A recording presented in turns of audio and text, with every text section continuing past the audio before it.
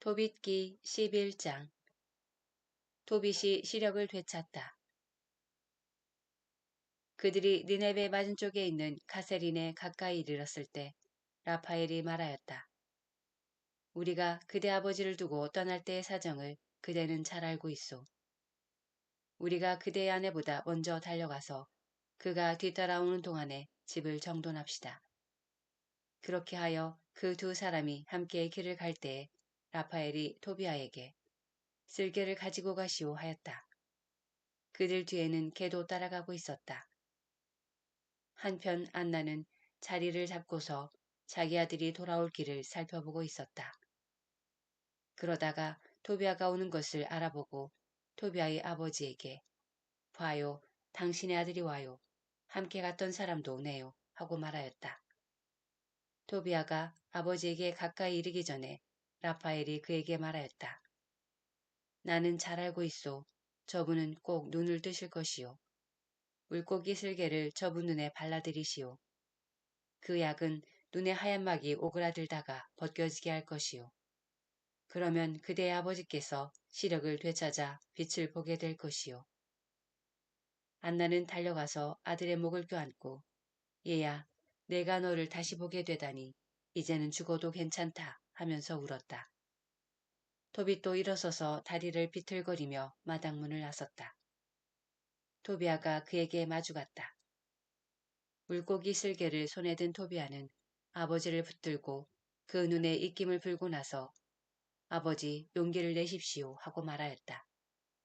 이어서 그 약을 아버지에게 바르고서는 잠시 그대로 두었다. 이윽고 토비아는 양손으로 아버지 눈가에서부터 하얀 막을 벗겨내었다. 그러자 토빗이 아들의 목을 껴안고 울면서 얘야, 내가 보이는구나. 내 눈에 비친 내가 하였다. 그리고 이렇게 말하였다. 하느님께서는 찬미 받으소서. 그분의 위대한 이름은 찬미 받으소서. 그분의 거룩한 천사들 모두 찬미 받으소서. 그분의 위대한 이름 언제나 우리 위에 머무르소서. 그분의 천사들 모두 영원히 찬미 받으소서. 그분께서 나에게 벌을 내리셨지만 내가 이제는 내 아들 토비아를 볼 수 있게 되었다. 기쁨에 넘친 토비아는 소리 높여 하느님을 찬미하면서 집으로 들어갔다. 그리고 아버지에게 여행을 잘 마치고 돈을 가져온 것과 라구엘의 딸 사라를 어떻게 아내로 맞아들이게 되었는지를 이야기하고 또 그 사라도 오고 있는데 니네베 성문 가까이 왔을 것이라고 말하였다. 기쁨에 넘친 토빗은 하느님을 찬미하며 며느리를 맞으러 니네베 성문으로 갔다. 니네베 사람들은 토빗이 오는데 손을 붙잡고 인도해주는 사람이 없이 힘차게 걸어오는 것을 보고 깜짝 놀랐다. 그때 토빗은 하느님께서 자기에게 자비를 베푸시어 눈을 뜨게 해주셨다는 사실을 그들 앞에서 밝혔다. 이어서 자기 아들 토비아의 아내인 사라에게 다가가 그를 축복하며 말하였다. 얘야, 잘 왔다.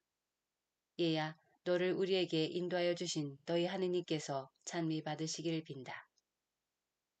너희 아버지께서 복을 받으시고 내 아들 토비아도 복을 받고 그리고 얘야, 너도 복을 받기를 빈다.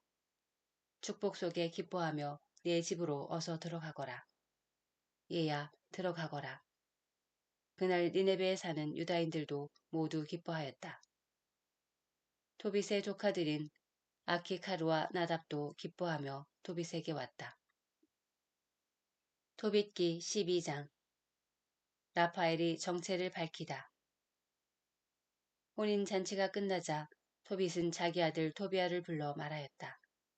얘야, 너와 함께 갔던 사람에게서 품삯을 주고 또 품삯 외에 더 얹어주도록 배려하여라.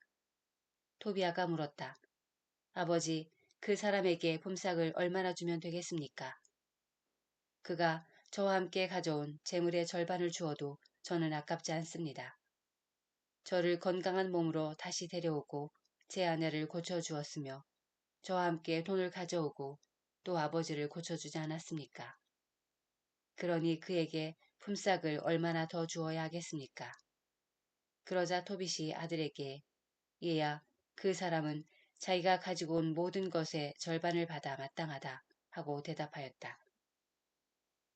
그리하여 토비아는 라파엘을 불러 그대가 가지고 온 모든 것의 절반을 품삯으로 받고 안녕히 가시오 하고 말하였다. 그때에 라파엘이 그 두 사람을 은밀히 불러 말하였다. 하느님께서 너희에게 잘해주셨으니 살아있는 모든 이 앞에서 그분을 찬미하고 찬양하여라. 그리고 그분의 이름을 찬미하고 찬송하여라. 하느님께서 하신 일을 존경하는 마음으로 모든 사람에게 알리고 그분을 찬양하기를 게을리하지 마라. 임금의 비밀은 감추는 것이 좋고 하느님의 업적은 존경하는 마음으로 드러내어 밝히는 것이 좋다. 선을 행하여라. 그러면 악이 너희에게 닥치지 않을 것이다. 진실한 기도와 의로운 자선은 부정한 재물보다 낫다. 금을 쌓아두는 것보다 자선을 베푸는 것이 낫다. 자선은 사람을 죽음에서 구해주고 모든 죄를 깨끗이 없애준다. 자선을 베푸는 이들은 충만한 삶을 누린다. 그러나 죄와 불의를 저지르는 자들은 바로 저희 자신에게 원수가 된다. 나는 이제 너희에게 아무것도 숨기지 않고 진실을 모두 밝히겠다. 나는 이미 너희에게 임금의 비밀은 감추는 것이 좋고 하느님의 업적은 공경하는 마음으로 드러내는 것이 좋다 하고 분명히 밝혔다. 자, 이제 보라. 너와 사라가 기도할 때 너희의 기도를 영광스러운 주님 앞으로 전해드리니가 바로 나다. 내가 죽은 이들을 묻어줄 때에도 그러하였다. 그리고 내가 주저하지 않고 잔치 음식을 놓아준 채 일어나 가서 죽은 이를 매장해 줄 때 너를 시험하도록 파견된 자도 나였다. 또 하느님께서는 나를 파견하시어 너와 내 며느리 사라를 고쳐주게 하셨다.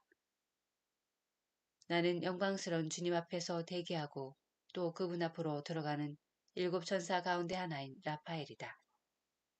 그러자 충격을 받은 그 두 사람은 얼굴을 땅에 대고 두려워하였다.